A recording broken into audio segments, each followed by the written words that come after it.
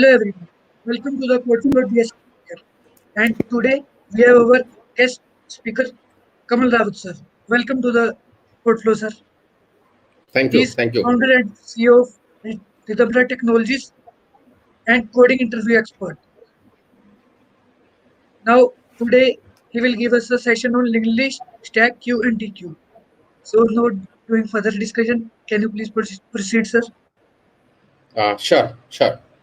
So, thank you. And, let me give a brief introduction of myself, Harsh. I have around 17 Yes, years of experience, and I have primarily worked with Adobe and Microsoft. So I have worked for around, I have worked in products like OneNote and PowerPoint in Microsoft, and I was part of the Photoshop team in Adobe, right? And prior to that, I have done my master's from Delhi University. So this is the kind of background that I have. I am very fond of teaching. So I have been teaching even while I was working in the companies. And in October last year, I left my job full time and started this company. So this company was started 5 years back, but in October I left the job, and now I am full time into these trainings. The kind of training that yes, we provide is that we provide trainings for coding and system design interviews for students and professionals. So we have a lot of students who are enrolled in our courses, who are preparing for placements of high-end companies. So our pattern is that what our pattern of teaching is to crack the questions, to crack the interviews, which have very similar questions the way they appear on HackerRank or CodeChef or LeetCode, right? And this is for professionals also. For system design course, normally the professionals attend. So our courses have seen students from freshers till 20 years of experience. All right. So today, so this was about about me. Today we will be talking about linked list. So my focus will be that we will be preparing for linked list from interview point of view. See, there are two things. When you study linked list from academics point of view, then the approach is little different. Similarly, when you study linked list from the point of view of interviews, then the approach will be little different. And that is applicable for all the subjects. Even when you are studying operating system, if you are studying operating system from the point of view of academics, that you want to score good marks in your college, then the approach will be different.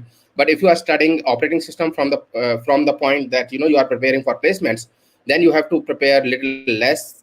You are focusing on maybe 4 or 5 chapters which are asked more in interviews. So there are comments which are coming which says that it is not connected. Harsh, should I look into these comments? yes sir. It's connected sir. It is going live sir. All right. All right. So we will start with linked list. We will be starting with the basic version of linked list, right? So we'll be starting with how to consider linked list from the point of view of interviews. So let me share the screen.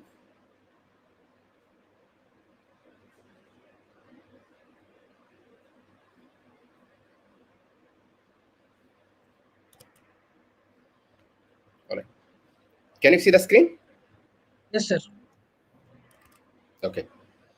So a linked list is essentially so most of the people are familiar with structures in C language. Let's say I have a structure in C language, and this structure is called, let's say, node.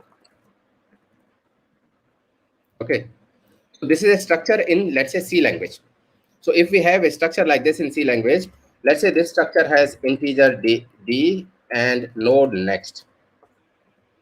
Now the thing is that I cannot define a structure like this in C and C++. Why? Because whenever you define a variable of type node A, now A will be allocated memory. Is English okay, or should I be talking in Hindi, or should I be mixing English and Hindi? Harsh, what kind of Yes sir. audience do we have? Should I be talking in English or Hindi or mix? Audience will tell in the live chat, sir. Sorry? Audience will tell in the live chat, sir, what they want. Okay. They are saying, sir, English and mix. Okay. So I was saying that, we have this node variable A. If we have a node variable A, then A will be allocated memory. Now, whenever we are allocating memory to A, if I have a integer variable, integer x equal to 5, then what happens is that memory will be allocated to x. Now, this memory, the size of this memory will be equal to size of integer.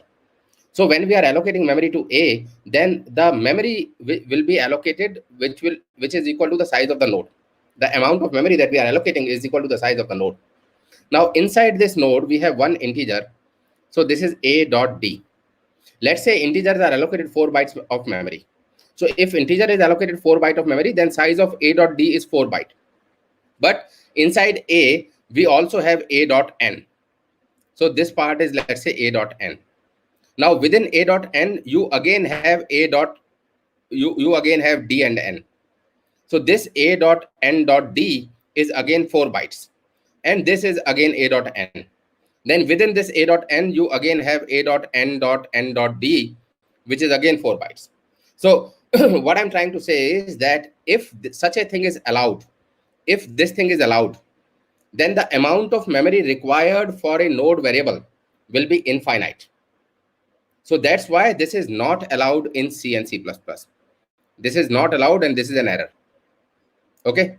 So inside C and C++, you cannot have a field of the structure which is of the same type at the structure, right? So inside the structure node, you cannot have a field of type node itself, right? Similarly, if it is a class, so if it is class, let's say if it is class students, then within class student, you cannot have a field of type student itself. This is not allowed. Now, imagine a different situation that in this node, we have one field which is D and one field that is node pointer. Now the second field is not node, it is node pointer. And pointer takes same amount of memory irrespective of whether that pointer is a integer pointer or double pointer or float pointer or character pointer. Pointer stores just an address. So if I say node A now, if I now say node A, then memory will be allocated to A. And in this A, we will have one field that is A dot D. Let's say this will take 4 bytes of memory. So if size of integer is 4 bytes, then this field will take 4 bytes of memory. Next field is A dot N. A dot N will take the amount of memory which is equal to the size of a pointer. Now, size of pointer is fixed. Whether it is integer pointer or double pointer or float pointer, size of a pointer is always the same. So let's say size of the pointer is 4 bytes. So this will also take 4 bytes, right? So this will take 4 plus 4, 8 bytes. So that's why this is allowed, right? So this is allowed and this is not an error. Okay. So this is not an error. When I say this is not an error, it just means that we can have a class of type node or a structure of type node. And within that structure or class, we can have a pointer of the same class, right? So we can have a pointer of the same class, but not the node of the same class, not the field of the same class.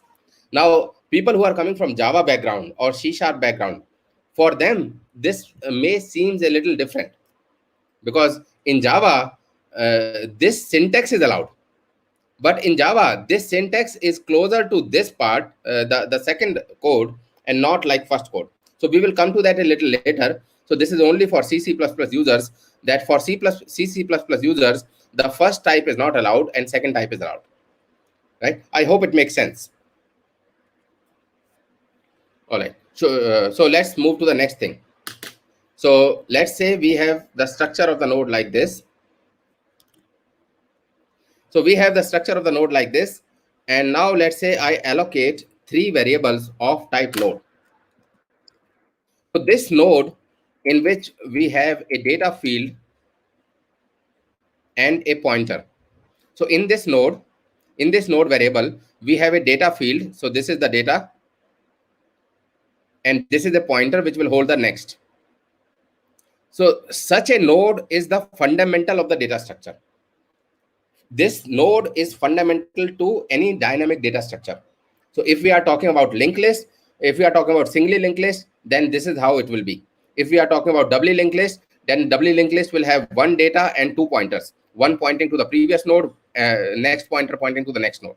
If we are talking about a binary tree will have one data and two pointers. First pointer is pointing toward the left child, second pointer is holding the address of the right child. If we are talking about the linked list representation of the graph, then that will also have a node. If we are talking about trie data structure, then trie data structure also has a node. So node, the concept of node is fundamental to the dynamic data structure. I'm not talking about arrays, I'm talking about the dynamic data structure, where the size of the data structure grows and shrink while we are executing the program. Okay. Now let's say we have three variables of type node: A, B, and C. Right? So these three variables are of type node itself. So what happens is that we have one variable A, we have another variable B, and we have a third variable C. All right. A variable, because this is of type node, A variable will have two fields. First is A dot D and second is A dot N. Let's say the memory allocated to A, the address of the memory allocated to A is 100. Let's say the address of memory allocated to B is 200. And let's say the address of memory allocated to C is 300. Okay. So A will have two fields, A dot D and A dot N. B will have two fields, B dot D and B dot N. And C will have two fields, C dot D and C dot N. Let's say we say that A dot D is equal to 5, B dot D is equal to 10, and C dot D is equal to 15.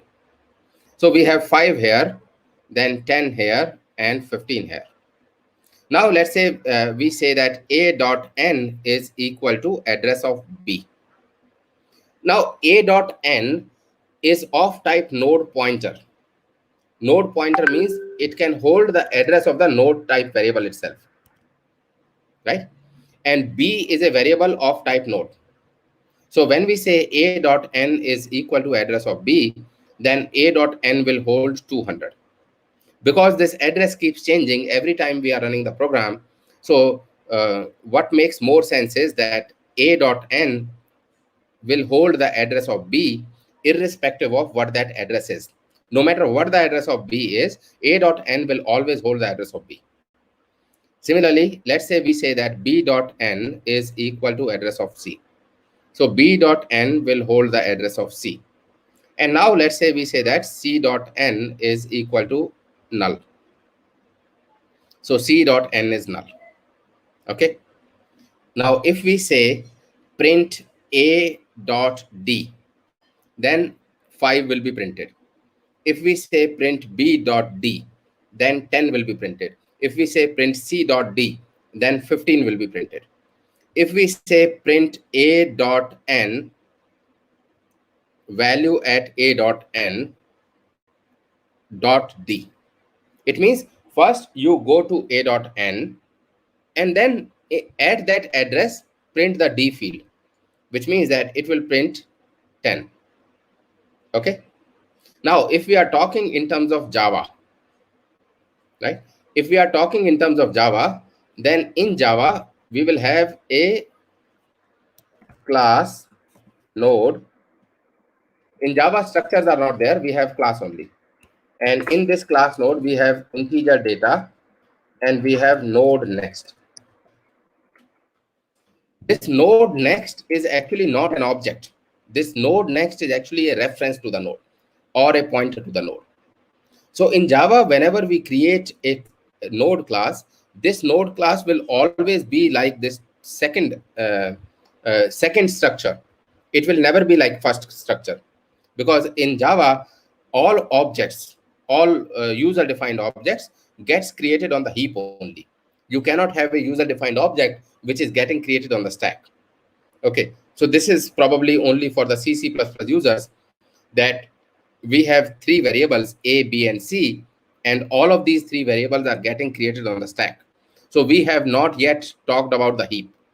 So in a way, this linked list is not dynamic. So this linked list is not the normal linked list that we have, because here every node is having a name. Normally what happens is that we don't keep the name of the linked nodes, and we have only one pointer which is pointing to the head of the list, which is pointing to the first node of the list. And this part of the linked list, this linked list reside on the heap. This linked list reside on the heap, and this head reside on the stack. If you are not familiar with the concept of stack and heap, basically whenever we are running a program,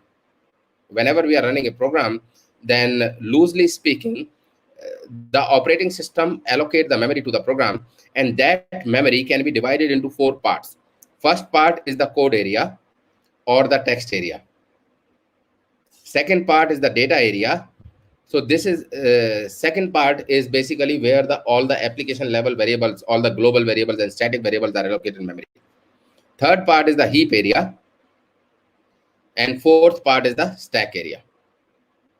So in the stack area, whenever we call a function, then the stack frame of that function will be created in the stack area. Whenever we create object using new, then that object will be created on the heap area. Okay. So if I say that integer main, so let's say public static void main. So let's say we are talking about Java, and we have fields here. So this is public static void mains. And if I say that, if we say that, let's say student obj is equal to new student. So what happens is that the stack frame of the main function will be created on the stack. On this stack frame, we have one obj, which is nothing but a reference to the student object. So when we say new student, then a new student object will be created on the heap area, and obj will hold the address of this. Okay. Now compare this with the linked list, with the concept of linked list. So what we do is that in the stack area, so this is code area, this is data area. On the heap, we will create the actual linked list. So this is 5. Then the next of 5 is holding the address of a new node, which is 10. Then the next of 10 is holding the address of a new node, which is 15. Then next of 15 is holding the address of a new node, which is, let's say, 20. And next of 20 is null. So inside this main function, we will have a head pointer, and this head pointer will hold the address of 5. Okay. Going forward, after this, we will be writing the code only in Java. Right? So we will not be writing the code in C, C++ now. We will be writing the code only in Java. So let me just write the code, and then we will come back to this. So I'm using an online compiler. Let's say we create within this, we create a class node, and so we create a class node. In this class node, we have integer data, and we have node pointer next. Right? We have node pointer next. For the sake of simplicity, let's also define a constructor. We are defining this constructor just for the sake of simplicity. This constructor takes an integer value, and this constructor creates a node with data is equal to value and next is equal to null. I'm writing everything on a single line just to save the space. This is obviously not a good programming practice. All right. Now let's say we have a function. So public static, I will be writing everything static because we are calling it from main. So public static node, let's say the function name is create sample list. So this function is responsible for creating a sample linked list on which we will be operating. So let's say this function will create a linked list whose first node is 5. Then after that we have, let's say, 10. Then after that we have, let's say, 15.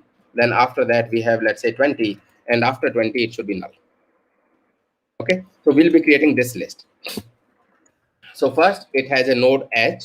In this node H, we will store the address of, we will create a new node with value 5, and we will store the address of that node in H. Okay, so till now the situation is that we have a head pointer H, and that H is holding the address of a node, and this node is on the heap, and the data of this node is 5, and the next of this node is null.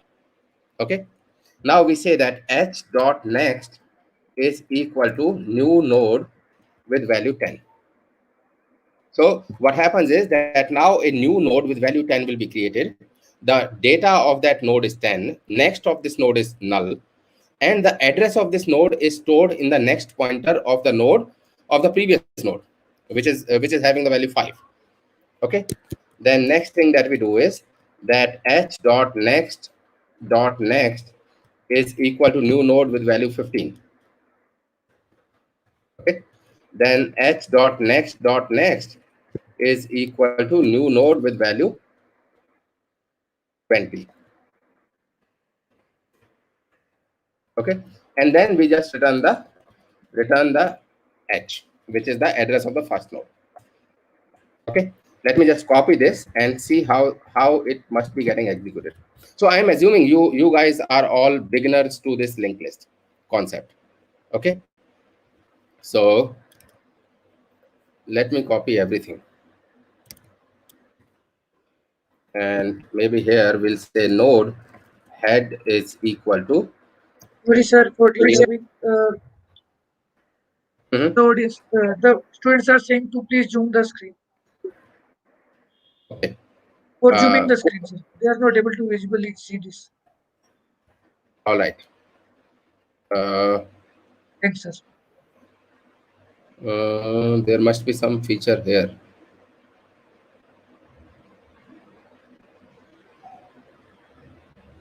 Is it visible now?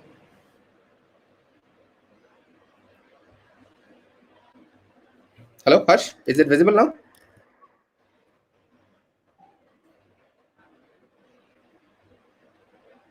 All right. Great. Yes, sir, Right. visible. Yes, sir. All right. So let us understand. Let us understand how this program will execute. Okay. So what happens is that first the main function will be called.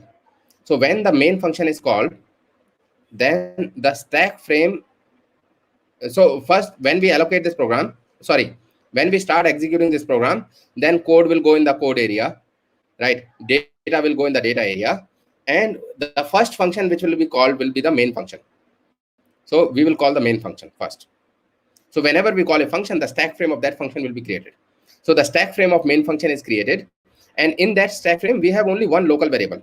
This local variable is head. Okay, so this local variable is head, and the value of head will be the value which will be returned by this function create sample list. So we call the function create sample list, and whatever value this function returns, that value will go into this head. Okay, so this create sample list function has one local variable h.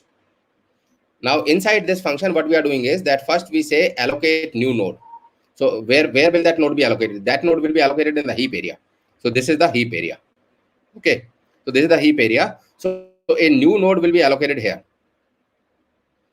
In this node, the data part is 5 and the next part is null, because this is what we are doing in the constructor. In the constructor, we are saying that data is equal to value. So we are passing the value 5, and next is equal to null. So the next is null. And then we say that, the address of this node goes into h, which means that h is now pointing here. Okay.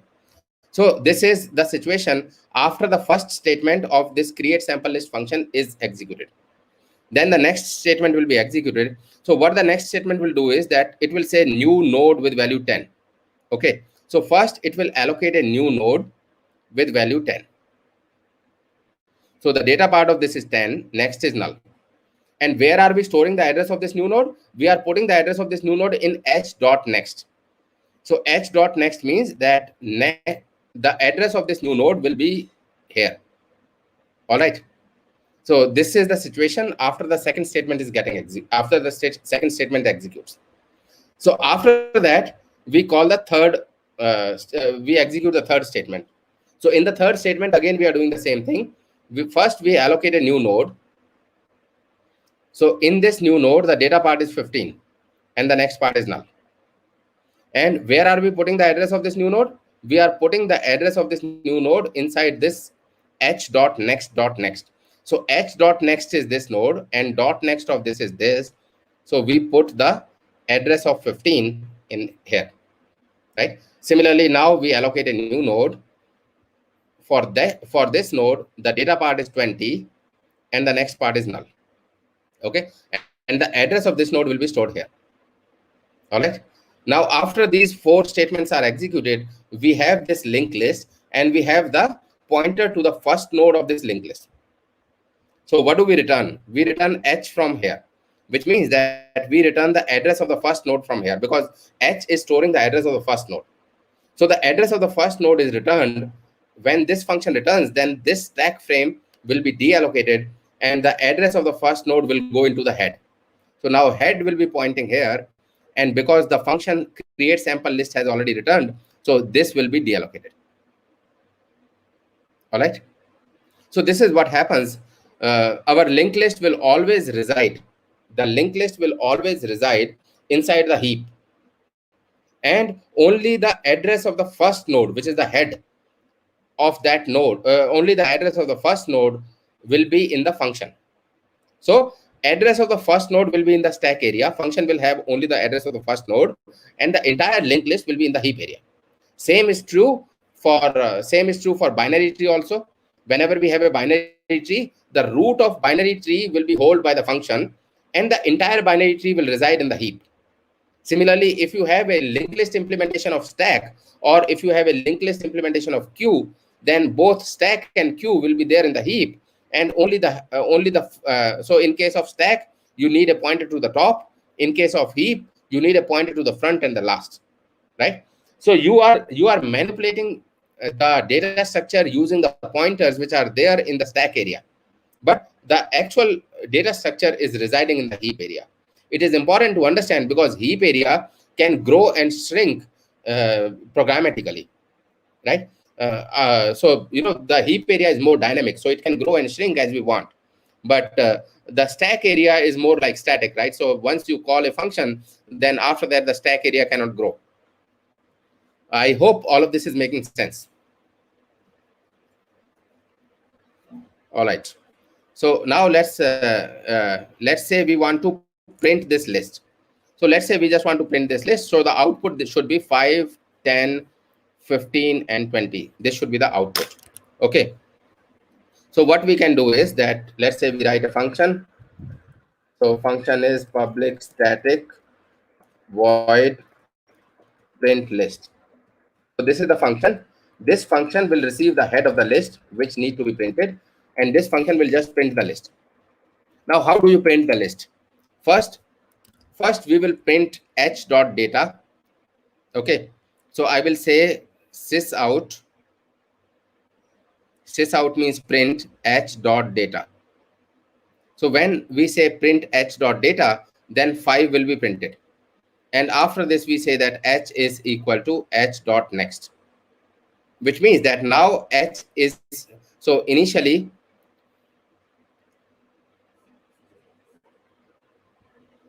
let's say this is my linked list 5, 10, 15, 20. So initially, the head is pointing here. Initially, h is pointing here. So we say print head.data. So print the data field of the structure or the class which h is pointing to. So it will print 5, and after that we say that h is equal to h.next. H.next is the address of 10, so h will just go to 10, right? Just give me a second.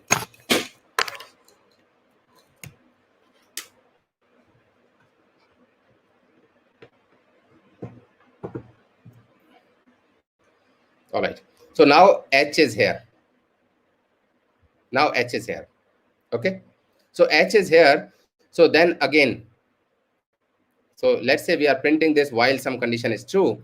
So again, we'll say print h dot data means that 10 will get printed, and then again we say move h to h dot next, which means that now h is here. And again we say that print h dot data, which means that now 15 will be printed, and then we say h equals h dot next. Now h is here. And then again we say print h dot data, which means 20 will be printed, and now h equal to h dot next, which means that h becomes equal to null. So when h becomes equal to null, this is the point that we should stop. So while h is not equal to null, we will just print the data and move h forward, right? So this will be the printing logic for a linked list. Okay, so we'll say while h is not equal to null, just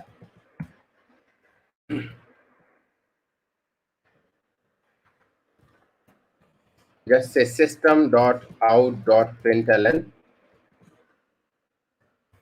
h dot data, and let's print some space also. And after printing this, we'll say h is equal to h dot next. Okay, so this should print the entire linked list, which means that the output should be 5, 10, 15, 20. Okay, so let's just call this function here. We will say print list, and in the print list we are passing the head, and let's see how this program is getting executed.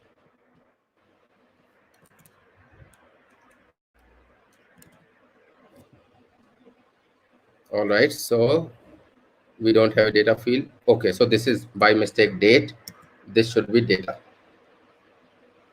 All right, let's try and run it again. Okay, so new node, class node is there, integer data, variable this cannot be referenced from the static content. Okay, so this probably should be, can we have a static class? Probably not, while initializing to VM. Okay, so let's do one thing, that let's say, let's create a new class. So let's say public class linked list, and let's try and put everything here.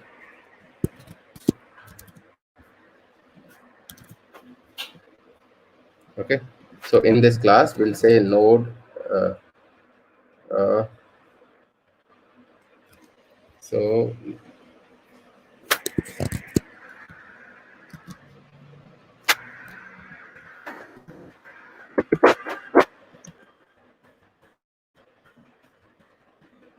all right, so let's put the class node outside this.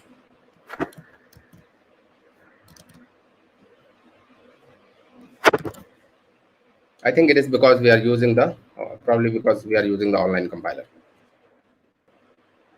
Okay, so we cannot have a public class. All right, now it is fine. All right, so we have a class node. This is the class node, right? So I just put the class node outside because we are using the static content, we are using the static variables, and for the sake of simplicity, let's use print rather than println. So now it will be printing in only one line. So it will be printing the content in one line. All right, so it has printed the linked list 5, 10, 15, 20. Okay, now from interview point of view, one of the most important problem solving tool is recursion, right? So we should have a very strong hold of recursion. So let's say, how will you print the linked list recursively? Or maybe before printing it recursively, Hello, do you sir. have any question? Yes, sir. But some students are saying that the screen is lagging. So I will remove your screen and add it again. I'm sorry, come again. Sir, some students are saying that the screen is lagging. Okay, so should I share Can you again? please share with me? Yes, sir. Okay.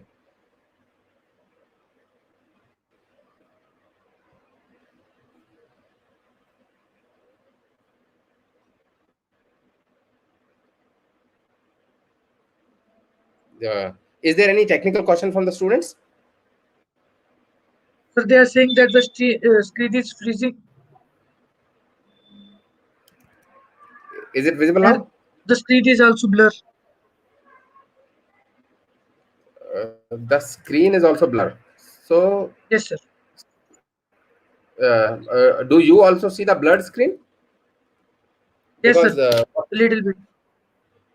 okay, so one of the reason for screen being blurred maybe the internet connection, but normally I take classes using this internet connection only. Uh, so are you There sure are it is many not? ways that the screen is lagging and sometimes freezing. I will. Are you sure it is not because of the internet connection at the other side? No, sir. All right. So I am not really sure that why the screen is blurred, because I take the classes like this only. So let me maybe switch off my No video, problem, sir. right? If they are facing again, then I will tell you. Okay. So let us see if this is better now.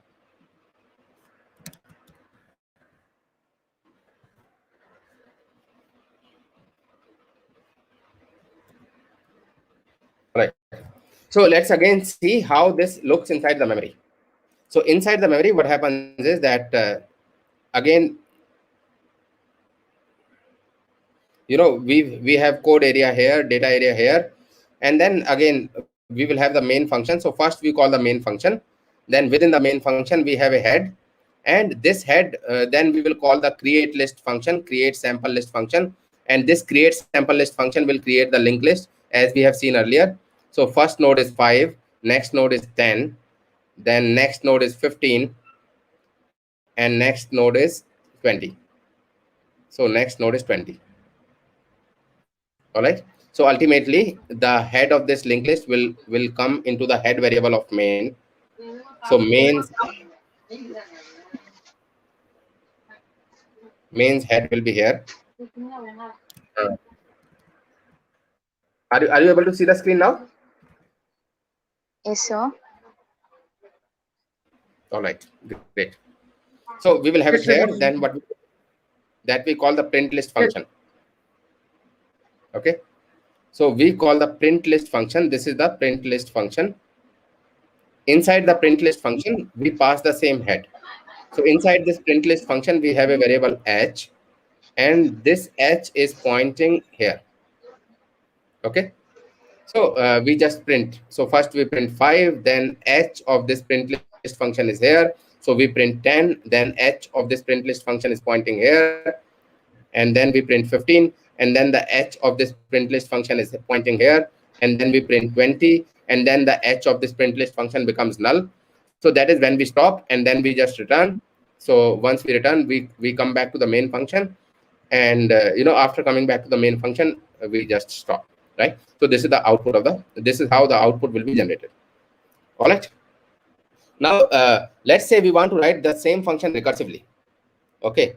So in case of linked list, I tell you what the challenge is. So what happens is that every data structure or every algorithm has their own challenges.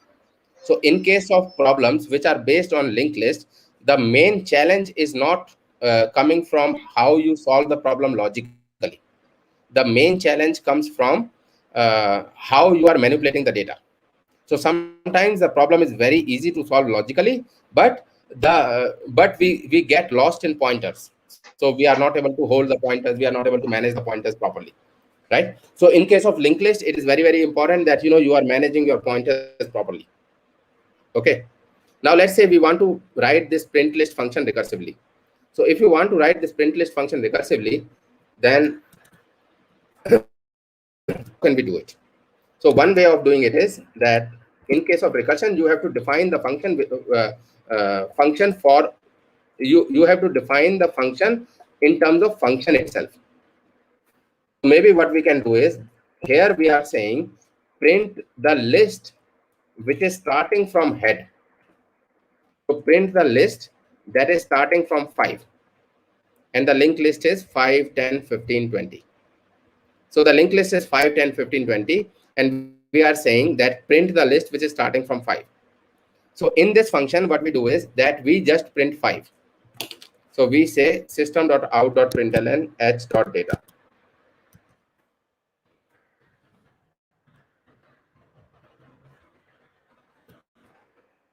Okay, so we will just print 5, and then we say print the list that is starting from h.next. h.next means 10. So we will say print the list that is starting from 10. So that function will just print 10, and then that function will say print the list that is starting from 15.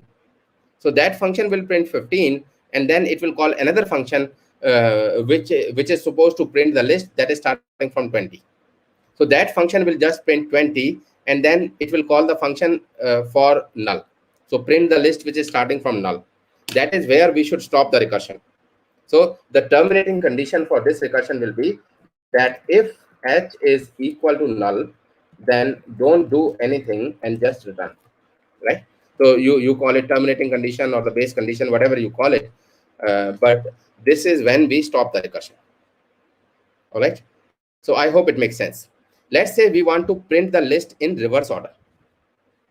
So if you want to print the list in reverse order, then how can we write the function to print the list in reverse order? So maybe what we will do is that we will say to the recursion, we will say that first you print rest of the list in reverse order. And after printing rest of the list in reverse order, at the end, print 5. Okay.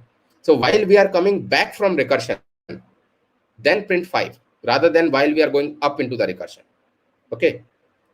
So the code for that will be very similar to this. Just that we will say first you print rest of the list, and once you have printed rest of the list in reverse order, then you print h.data. Okay, so let's call this function print list reverse. So let's call this function print list reverse, and let's compare these two functions. It is very important to understand how the recursion looks inside memory. So that's why we are trying to understand this. Okay, so let's name these functions. Let's say this function is 1, which is printing the list in forward order, and this function is 2, which is printing the list in backward order. Let's say for both the cases, the linked list is 5, 10, 15, and 20. Okay, so what happens in the first case is, let's draw the memory model for the first case. So in the first case, first you will call the main function, right? Then after the main function, you call this print list function. So I'm just directly drawing the stack frame for print list function. So the stack frame for print list function will be having a head that is pointing to 5. So I'm just writing 5 here, h equal to 5, but actually it will be address of 5. Okay. So we have h, which is pointing to 5, right? So what this function will do is that this function will first print 5, and then it will call the print list function where h is 10. This function will just print 10 and will call the function where h is 15. This function will just print 15 and will call the function where h is 20. This function will just print 20 and will call the function where h is null. Now this function will not do anything. Okay. So this function will not do anything, and now the control will come back to the function where h was 20. This function, after calling the function recursively, it is not doing anything.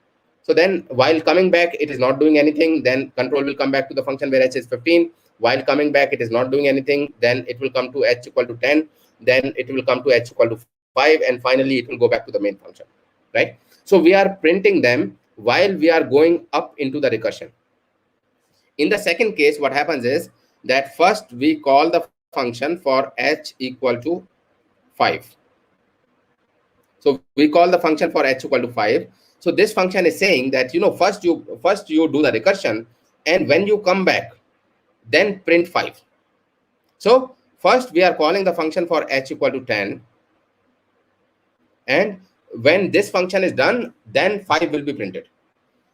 So same is true for h equal to 10. So it will say that, first let's call the function for h equal to 15. And when that function is done, then I will print 15. then it will call the function for h equal to 20, saying that, first you print yourself in reverse order, and when you are done, then I will print 15. Okay, this function will call the function for h equal to null, right? So h equal to null is when we stop the recursion.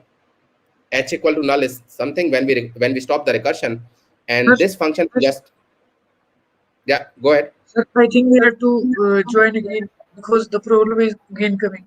Let's reboot our internet and then join again. Okay, so let me disconnect and then join again. Yes, sir.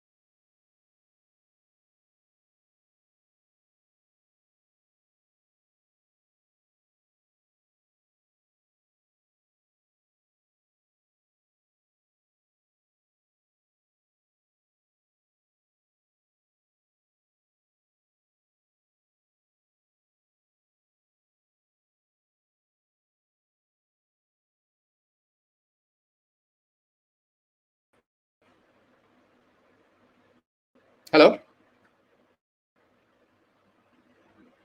Yes, sir. All right, so let me share again. Okay, Yes. let's see if the problem comes there now also. Okay, is it better now?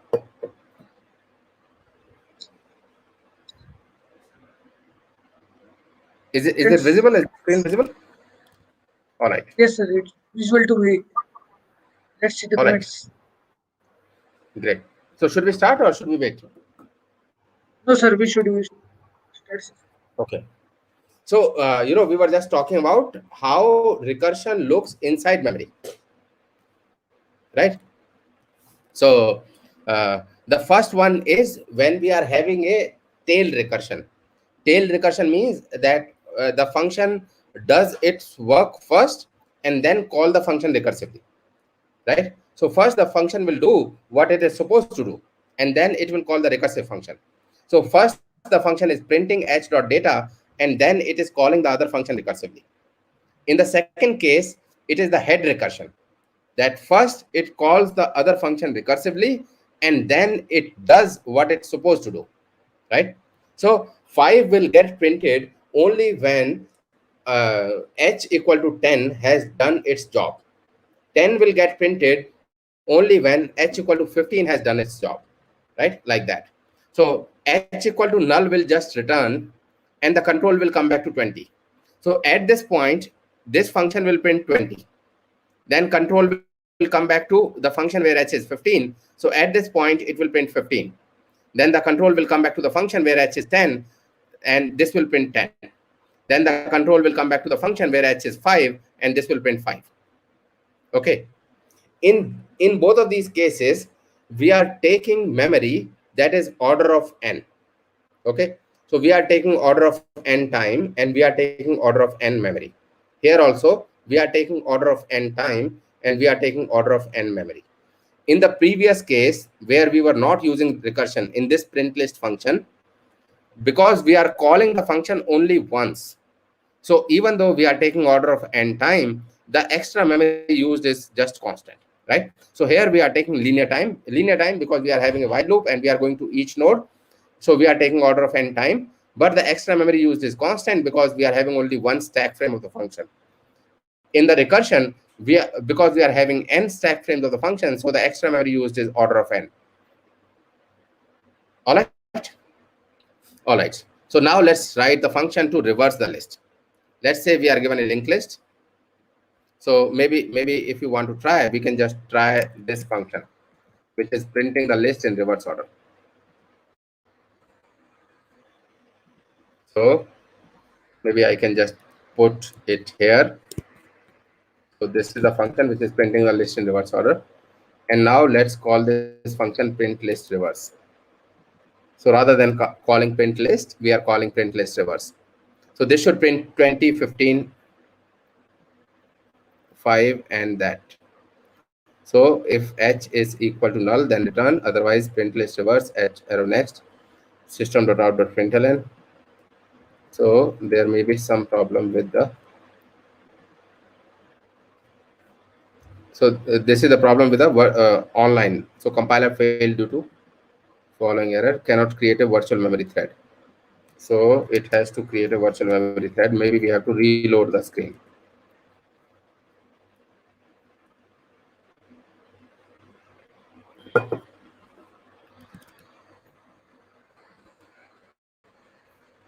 Okay.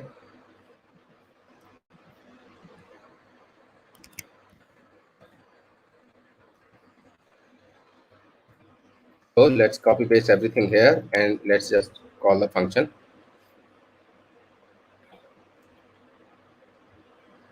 Okay, so there is a dot.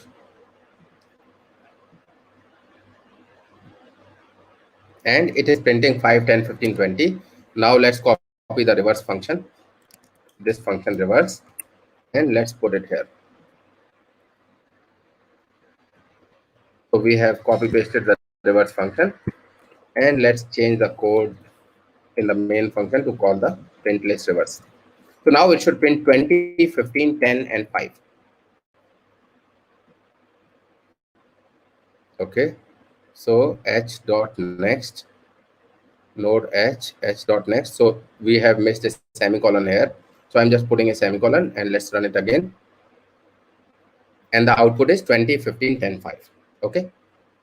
See, the expectation during the interview is that your code should be production ready, right?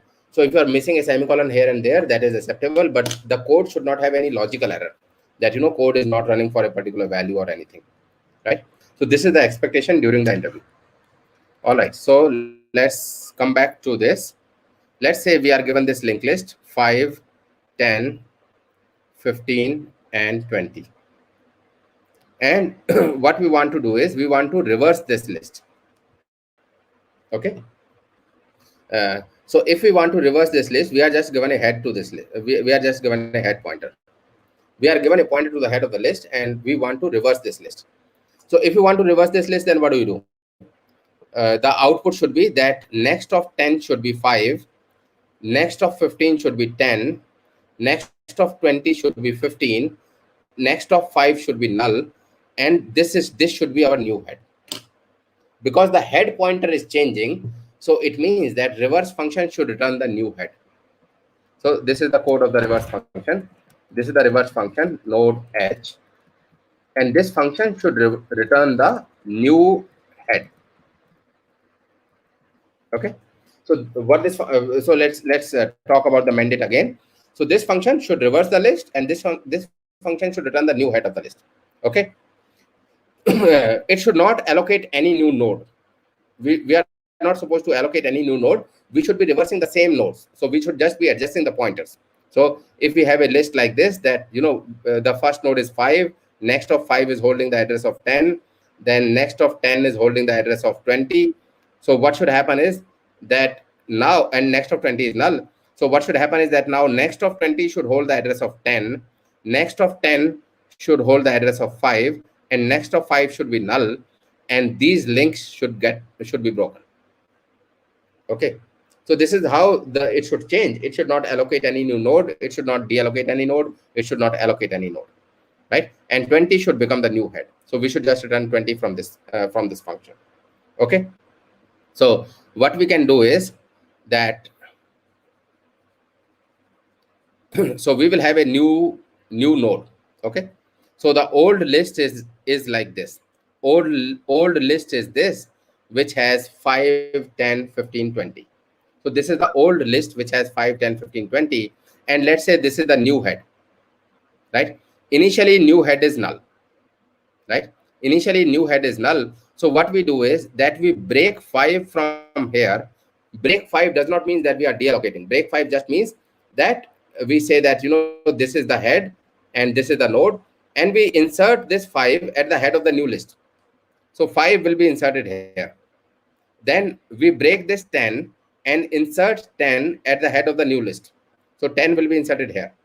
Then we break 15 and insert 15 at the head of this new list, right? Then we break 20 and insert 20 at the head of the new list, right?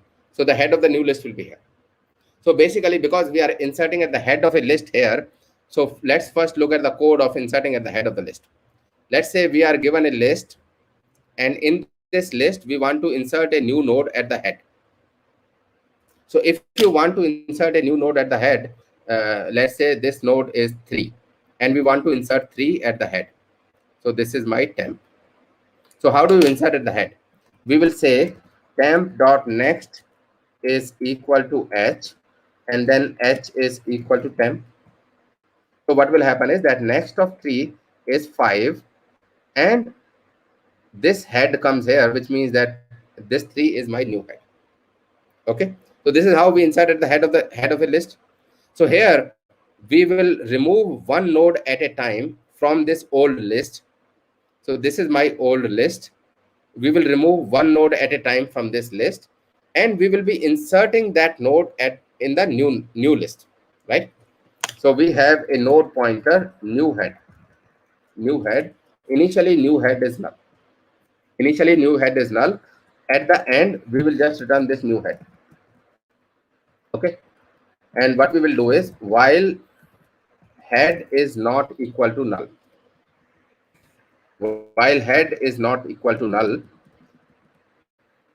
and then we say head is equal to head.next. Head equals to head.next, which means that we are going to each and every node of the list. First, we will go to 5, then we'll go to 10, then we'll go to 15, then we'll go to 20. And this is my new head. Okay, this is new head. Initially, new head is null, right? So what we are saying is we should delete the node at h. So we say that node temp is equal to h, and then h is equal to h.next. Okay, so node temp equal to h means that temp is here. And then h equals h.next means that h is now here. So in a way, this 5 is not part of the list anymore. Okay, so after this, what we do is we say that temp.next is equal to new head, which means that next of 5 is null because new head is null. So next of 5 is null. And then we say that new head is equal to temp. So new head equal to temp means that this is new head. All right. So next of 5 is null, and 5 becomes my new head. So again, the loop will repeat. Means that now temp is equal to head, which means that now temp is 10. This is my temp. Okay. And then we again say that, move head to the next node. So move head to the next node means that head will be at 15. All right. So head is now at 15. Then we say that temp.next equal to new head, which means that next of 10 is 5. And then new head is equal to temp, which means that now 10 is the new head. And now because next of 10 is 5, so next of 10 is not 15 anymore. All right. So next of 10 is not 15 anymore. Next of 10 is 5. All right. And again, we do the same thing. Now temp will be 15. So this is my temp. And then h moves forward. So this is my h. H is now pointing to 20. Okay. Then next of temp is new head, which means that next of 15 is 10. And then new head is temp, which means that this is new head.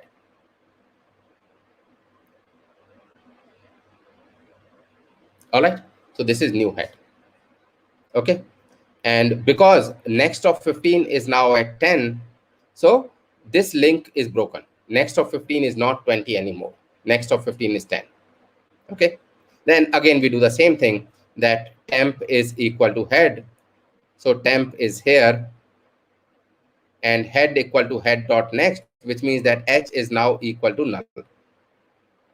Okay. So h is now equal to null. And again, temp.next equals new head, which means that next of 20 is 15, and new head is equal to temp, which means that new head is here.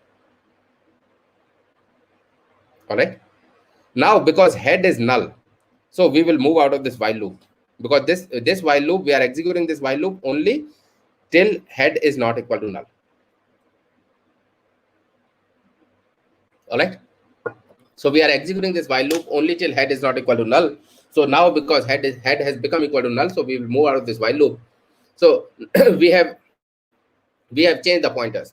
So next of 20 is 15, next of 15 is 10, next of 10 is 5, next of 5 is null, and 20 is the new head. So we are returning the address of 20. So effectively, we have reversed the list.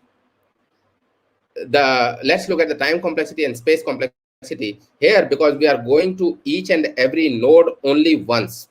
We are going to each and every node only once.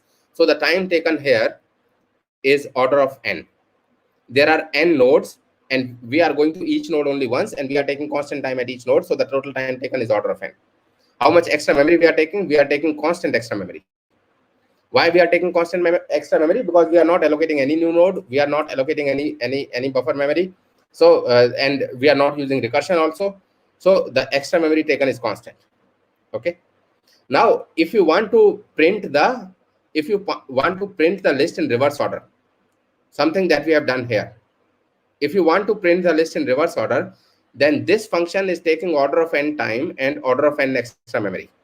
But another way of printing the list in reverse order is, first we reverse the list, then we print the list in forward order using this function, and then we reverse the list again, right?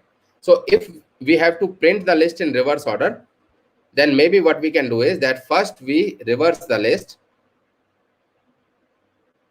then we print the list in forward order using a while loop, and after printing the list, then we reverse the list again, right? So this will take order of n time and constant extra memory, and this will be a faster solution than the previous recursive solution, which was taking order of n time and order of n extra memory. All right. So this reverse logic comes really handy, in other problems. So sometimes during the interview, you may not be asked to reverse a list directly, but you still end up using the reversing logic as part of solving the other problem. Let's say you want to check if the linked list is a palindrome or not. Okay.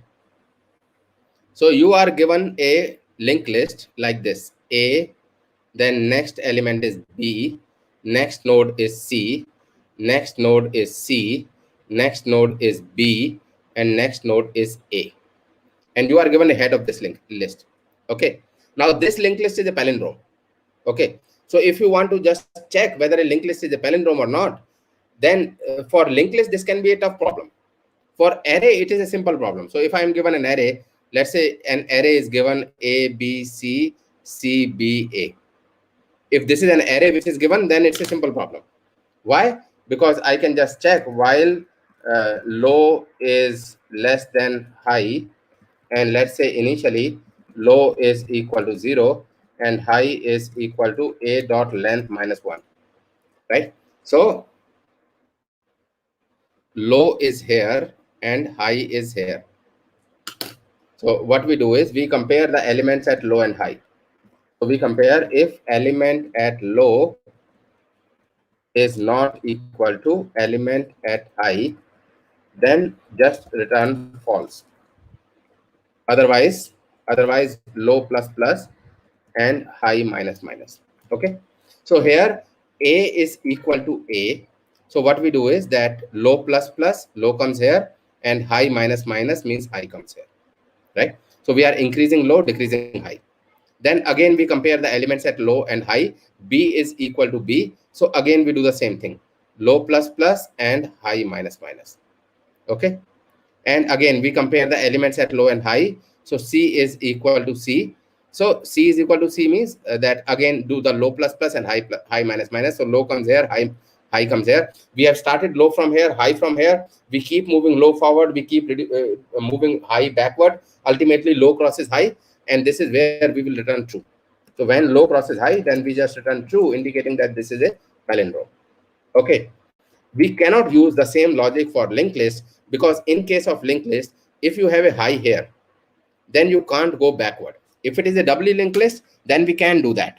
But for a singly linked list, we cannot do this, right? So how can we check if a linked list is palindrome or not? So what we are given is that we want to check Boolean is palindrome node H. So we are given a pointer to the head of the list, and we just want to check whether this list is a palindrome or not. So what we can do here is that first you go to the middle of the list, right? So here, if it is an even node, then this is what we call the middle. So we will go to the middle of the list. Then what we do is you reverse the second half of the list. Okay. So if you reverse the second half of the list, then list will become A, B, C, and because the CBA is reversed, so this will be A, B, C, and this C is holding the address here, and the next of C is null, and this will be middle, and this is head. Now effectively we have two linked lists. First linked list is this part, and second linked list is this part. So we can just check whether these two linked lists are same or not. If these two linked lists are same, then we say that this is a palindrome. If these two linked lists are not same, then we say that this is not a palindrome. Now you can say that what will happen if you have odd number of elements in the list. So if you have odd number of elements in the list, let's say you have A, B, C, B, A. So maybe what you can do is that you can reverse the second part of the list, B, A, and we will not consider C, right? So what happens is that the list will become A, B, C, and then A, B, next of B is null, and this will be my middle, and this will be my head. Okay, and we will check while middle is not equal to null, we will check the value. So A is equal to A, then H, move H forward and M forward. So H will be here and M will be here. Now B is equal to B, then again move H forward and B forward. So H will be here and M will be equal to null. So when M becomes equal to null, we stop. Now we can conclude that this is a palindrome. Okay. So palindrome is not about reversing a linked list, but while checking whether a linked list is a palindrome or not, we are still using the reversal logic. So this is what I meant when I said that reversing a linked list may not be a direct question, but indirectly you may end up using the reversal logic while solving some other problem related to the linked list. Let's consider another problem. So I'm assuming that you guys can do these things. So let's take another problem. Let's say we are given a linked list like this: 1, 2, 3, 4, 5, 6, 7, 8, 9. So I have just written it like sorted, but it may or may not be sorted. So the elements, the nodes of the linked list may not be in this order, right? So they can be any random numbers, right? Let's say we are given a linked list and we are given two integers M and N. For the sake of example, let's say M is equal to 2 and N is equal to 3. What we have to do is that we have to leave M nodes as it is, which means that leave first two nodes as it is, then reverse next N nodes. So reverse the next 3 nodes, then leave 2 nodes as it is, reverse next 3 nodes like this, right? So the final output should be that it is 1, 2. So we have kept the first M nodes as it is, and then 5, 4, 3. So we have reversed the next N nodes. So we have first kept the first 2 nodes as it is, then reverse the next 3 nodes. Then we will keep the next 2 nodes as it is, then reverse the next 3 nodes. Then we again keep the next 2 nodes as it is, then reverse the next 3 nodes like this. Okay. So next 2 nodes are 6 and 7. So we will keep 6 and 7 as it is. So we'll keep 6 and 7 as it is, and then we reverse the next 3 nodes. Now we don't have 3 nodes, but whatever is left, we will just reverse it. So it will be 9, 8. Okay. Now this is not a difficult question. This is not a difficult question logically, because we know how to traverse a linked list and we know how to reverse a linked list. And in this question, we are just either traversing or reversing. We are not doing anything else. So we are either traversing the list or reversing the list. So we know the logic of traversing, and we know the logic of reversing, but still, this question can be a really complicated problem because we are dealing with so many pointers, right? So when we are, so first of all, the last block may not be equal to m or n, right? Second is that if m is equal to 0, then the question changes to reversing a block, reversing the chunk of nodes, right? So if m equal to 0, n equal to 3, it means that we have to reverse every 3 consecutive nodes of the list. Okay. And if n is equal to 0, then we have to leave the linked list as it is, right? In the last block, there may be less than m or n nodes. Plus, when we are reversing this part, 3, 4, 5, then it is not about reversing 3, 4, 5.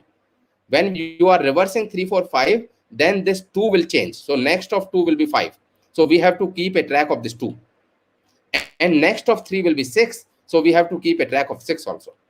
And because we are keeping a track of so many pointers, so sometimes what happens is that this can result in a lot of bugs. Okay. So I'm not saying this is a difficult problem logically, but this can be a difficult problem because there are so many corner cases, right? What if the linked list has only 2 elements, right? What if the linked list is null? So basically, we have to handle all those corner cases. And during the interview, it is very, very important that your code is handling the boundary conditions really well. So whenever you are writing a code, whenever you are providing the solution to a problem, then your solution will not be judged based on the logic that you have written. Your solution will also be judged based on how well you are handling the corner cases, right? So if you are accepting a binary tree, then are you handling the situation where the root is null? Are you handling the situation where root is leaf? Are you handling the situation where root has only left child and does not have the right child, or the other way around, right? So basically, whenever you are writing a code, make sure that your code is running for every damn input. So it should not happen that your code is not running for certain type of input. If those inputs are invalid, then your code should be handling those inputs gracefully. Your code should not be handling those. Your code should not be breaking for that input. All right. All right. So maybe I know you guys can do it. So let's move to the next question. Let's say we are given 2 numbers. So let's say we are given 2 linked lists, and both the linked lists represents some big numbers, some big integers. So let's say first number is 4,956, and second number is, let's say, 547. Okay. So this first number is given in the form of a linked list, which means that first node is 4, then next node is 9, then next node is 5, and next node is 6. Okay. And we are given a head to this. So we are given H1. H1 is, let's say, pointing to the head of the first list, right? Then we are given the second linked list. So first node is 5, next node is 4, next node is 7, and we are given a pointer to the head of this second linked list, which is H2. So we are given 2 head pointers, H1 and H2, which are pointing to the head of 2 linked lists, and both of them are representing integers. What we have to do is that we have to add these 2 numbers. Okay. So if I just add these 2 numbers, it will be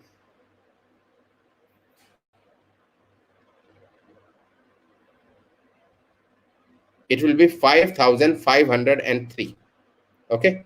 So our output should be a new linked list, which is 5, then 5, then 0, and 3.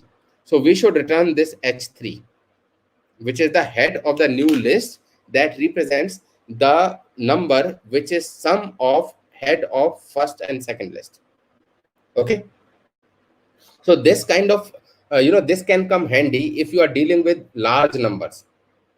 Let's say you are dealing with large numbers, which cannot be stored in an integer or long or even float or double, right? So let's say you are dealing with a very large number, maybe let's say 20-digit number.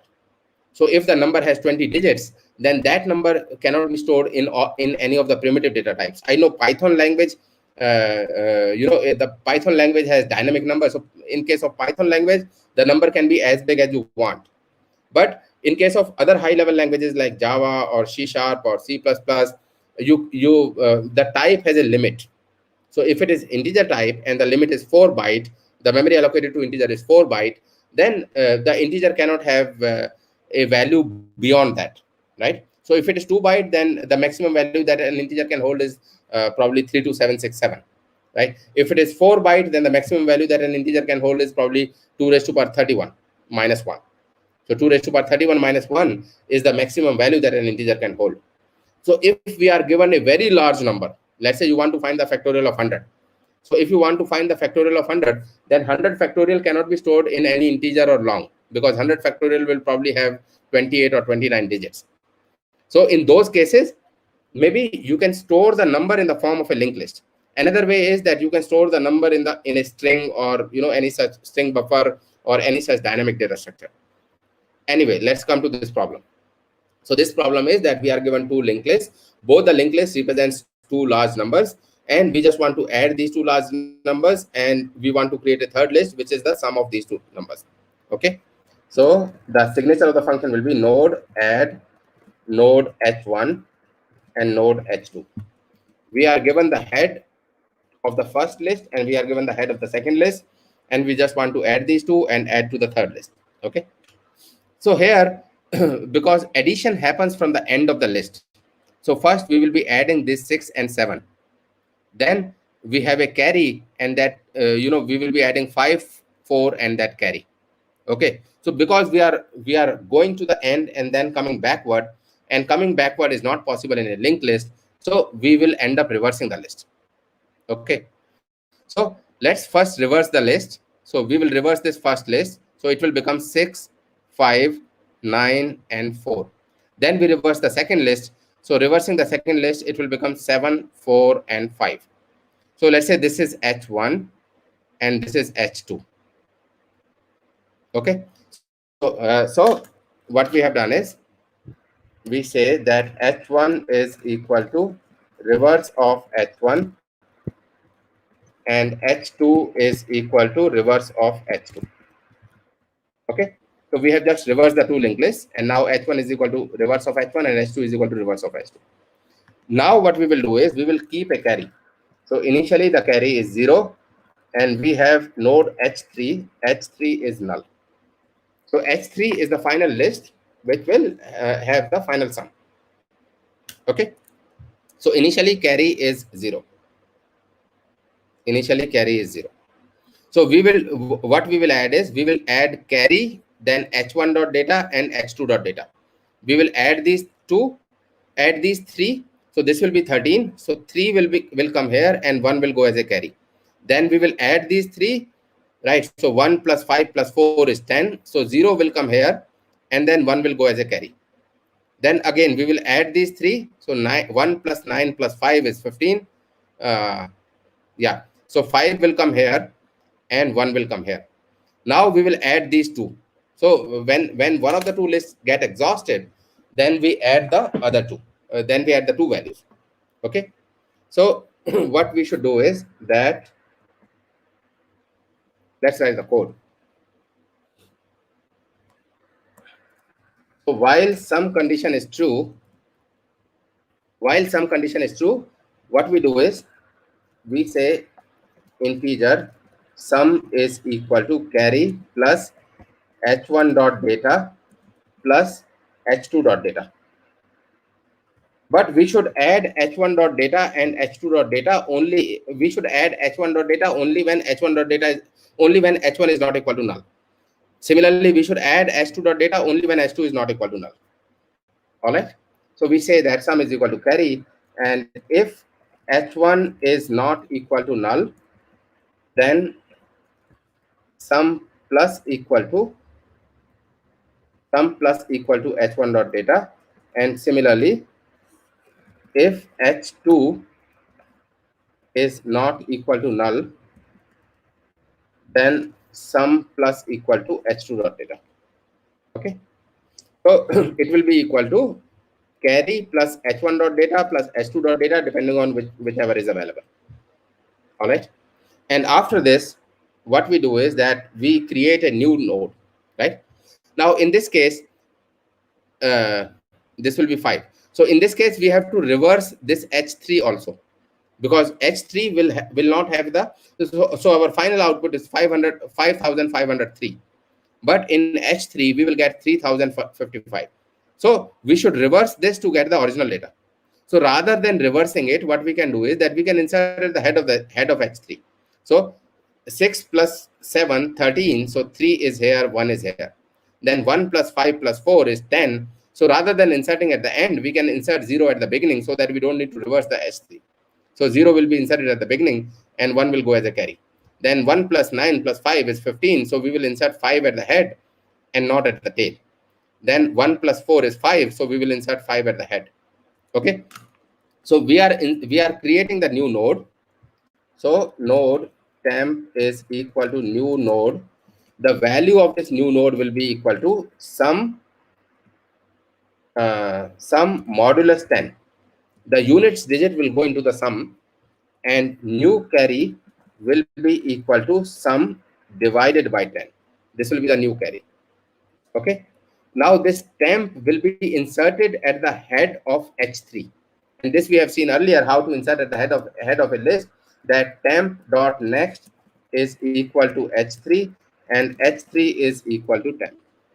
So this is how we are inserting at the head of the list, right? And till when we should continue this while loop? We should continue this while loop as long as we have data in h1 and as long as we have data in h2.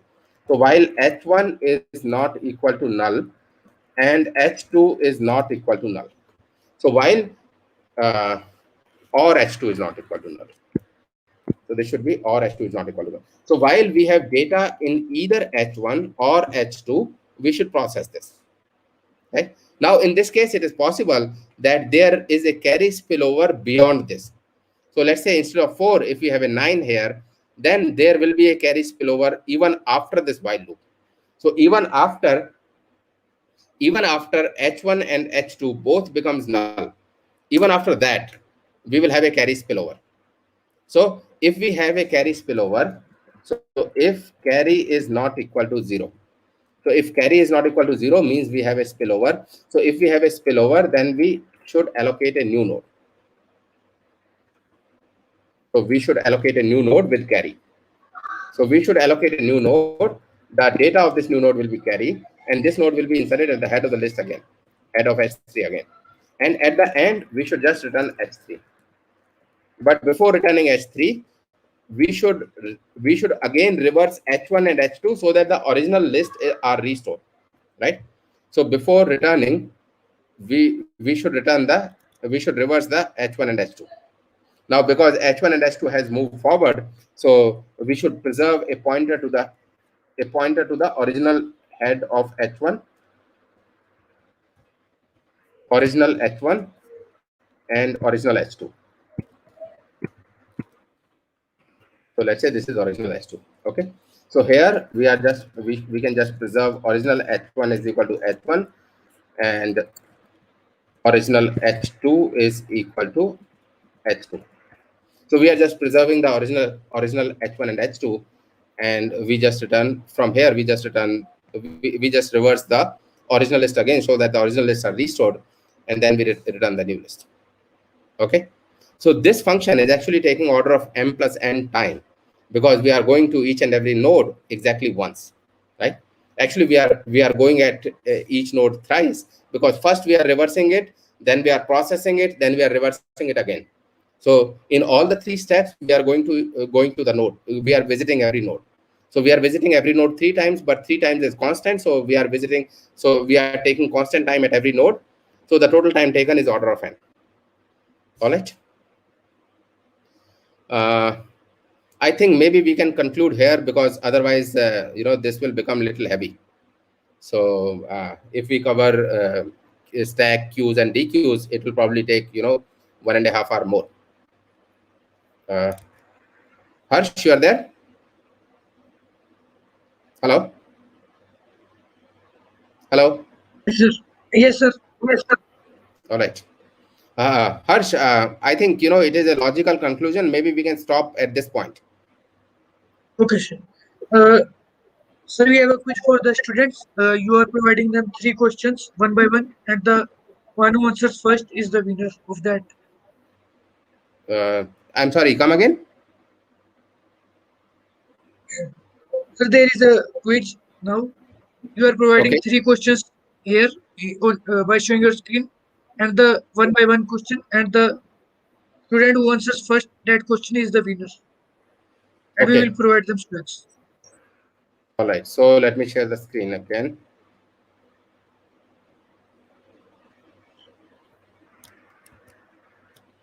So let me write the code, right?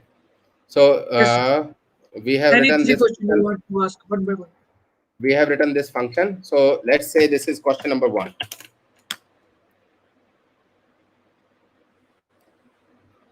So let's say the given linked list is 5, 10, 15, and 20.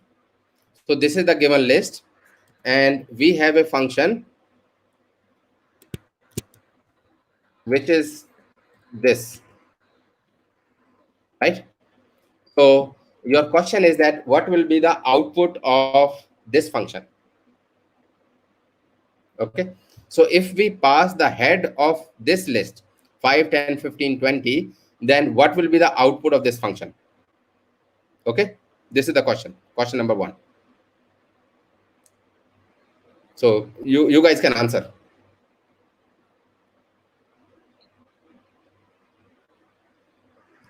Are people providing answer? Harsh? Yes, sir. Sir, Ishan Right. Bansal has first answered that. I will show you the answers on the screen. Is it correct? Should I tell the answer, Yes, sir. or somebody has provided the answer? They are provided, sir. Ishan Bansal has first provided the answer. This. So I will share that. the correct answer is that it will print 5, 10, 15, 20, 20, 15, 10, and 5. This is the correct answer. Congrats, Ishan. You are the first winner of All right. All right. second So question, please. let's come to the next question.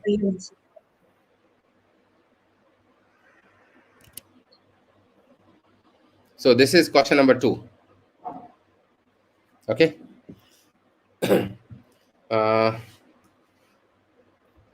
So question number 2 is,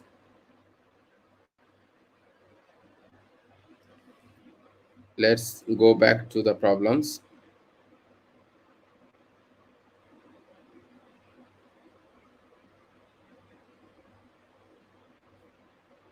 All right. So let's say I want to write a function insert at head. So this function should insert a value at the head of this list, integer value, and this function should insert the value at the head. Okay. What should be the return type of this function? So this function accepts a linked list, and this function should insert the value at the head. What should be the return type of this function? Okay, is the question clear? So the question is that what should be the return type of a function if this function is supposed to insert a node with value at the head of the list?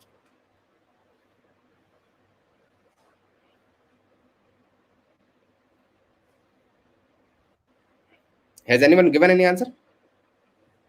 Yes, sir. Okay. That, So this should be node. The correct yes, answer sir. is node, right?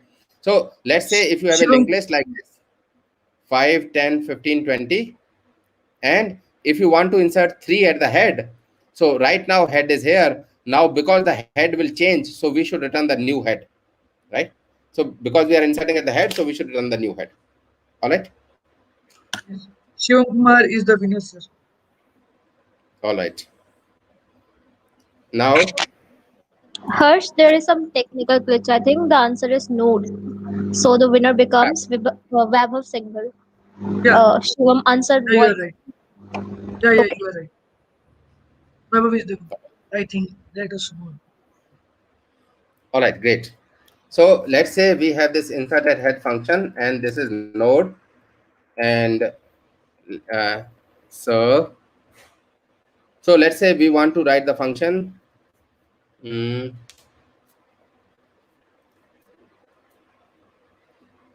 okay,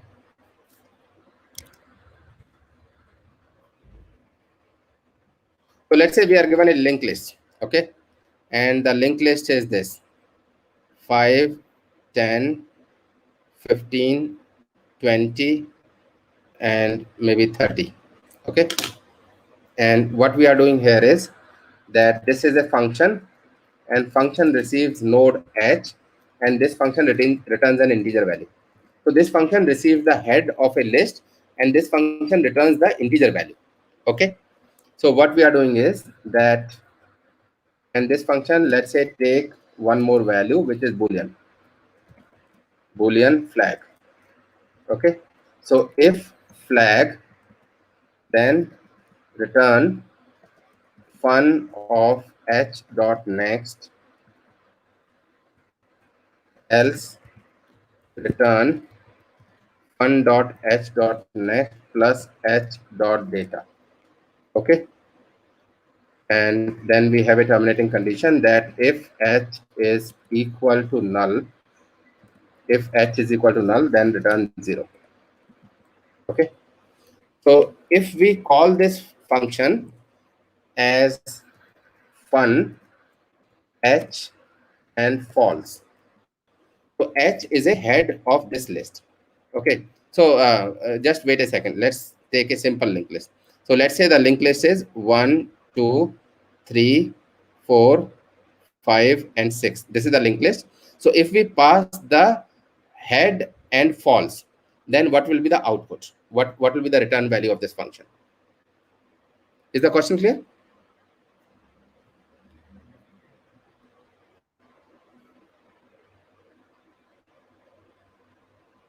So the question is that if we call the function like this, fun, h, and false, then what will be the output?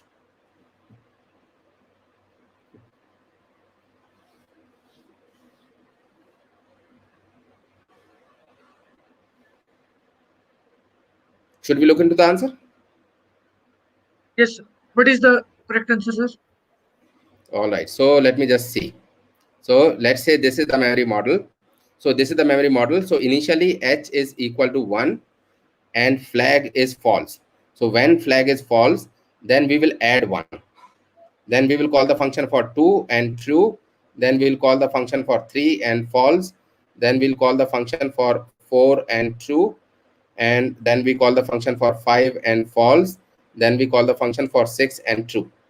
So when it is true, then we are just calling the function for next. So this will just return 0, right? This will return 5. Then this will return 5 itself. This will return 5 plus 3, right? And this will return 5 plus 3 itself. And this will return 5 plus 3 plus 1.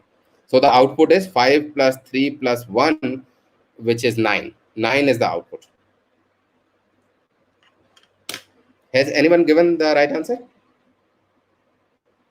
I'm checking, sir. 9. So it is 1 plus 3 plus 5, which is 9.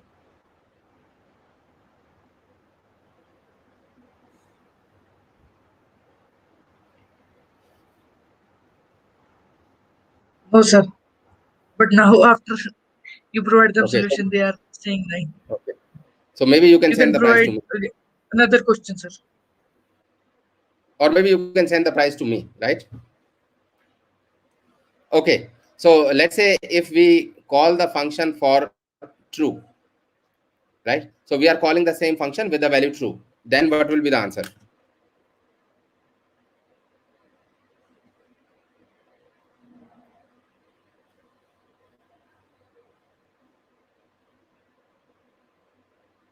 Should we tell the answer? They are Harsh? answering, sir. Let's wait. Yes, sir. They are answering, sir. So, Let's wait. so in case of true, it will be 6 plus 4 plus 12. Right? Sorry, 6 plus 4 plus 2. So 6 plus 4 is 10, 10 plus 2 is 12. So the output is probably 12 if it is true. Yes, sir. Okay. Uh,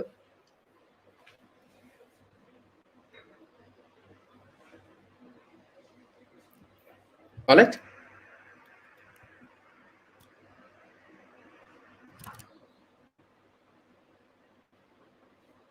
Harsh, yes, sir. this is fine, right? Yes, sir. One thing. All right. All right. So, this is it from my side. I have kept it very simple, very short, right? But I hope, whatever we have discussed, at least made sense, right? So, we are we are a company that prepares students and professionals for coding interviews, and we are targeting very high companies, and we have very successful results also in the past. So our students have been selected in Google, our students have been selected in Amazon, Microsoft, Adobe, and they have gone to all the FANG companies, and that includes not just professionals, it includes students also. So if you want to learn more, feel free to contact me. My name is Kamal Rawat. You can find me, if you search LinkedIn, you will, you will just find me. And the company name is Ritambara Technologies, RITAMBHARA, Ritambara Technologies.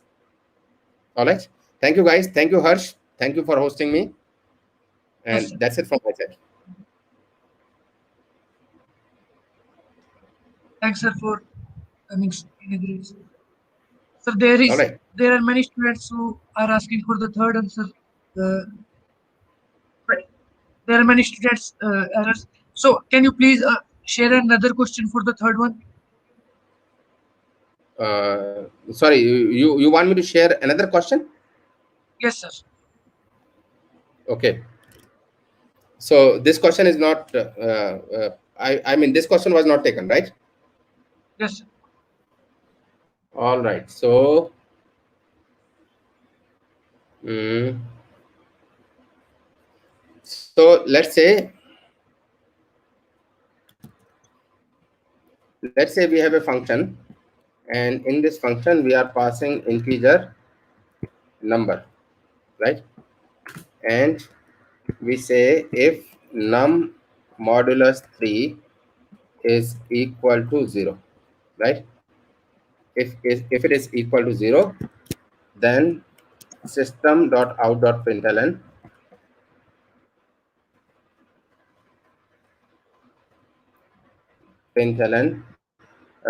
h.data, h.data.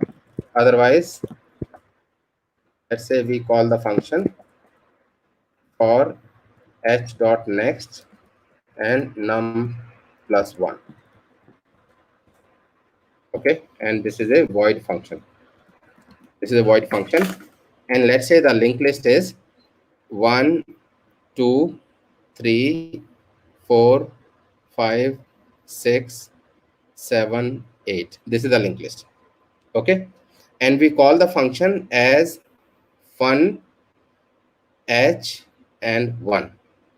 So what will be the output? Is the question clear? So this is the function, this is the linked list, and we are calling the function as fun h and 1.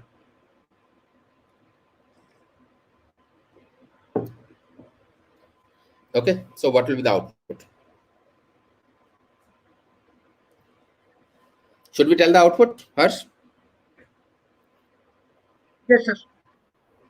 Okay, so it will be 1 here, 2 here, 3 here, 4 here, 5 here, 6 here, 7 here, and 8 here, right? So modulus 3 will be 0 for this, modulus 3 will be 0 for this. So the output will be 3 plus 6, 9. 9 is the output. Yes, sir. Shivash Garg, first answer, please. And he is the winner. All right, great, congratulations. Thank you, sir. Thank you for coming, sir, and providing such a great session to the students. All right, thank you guys, and see you the next time. Okay. All right. Thank you, Harsh. Should I disconnect now? Yes, sir. All right. Thank you, guys. See you.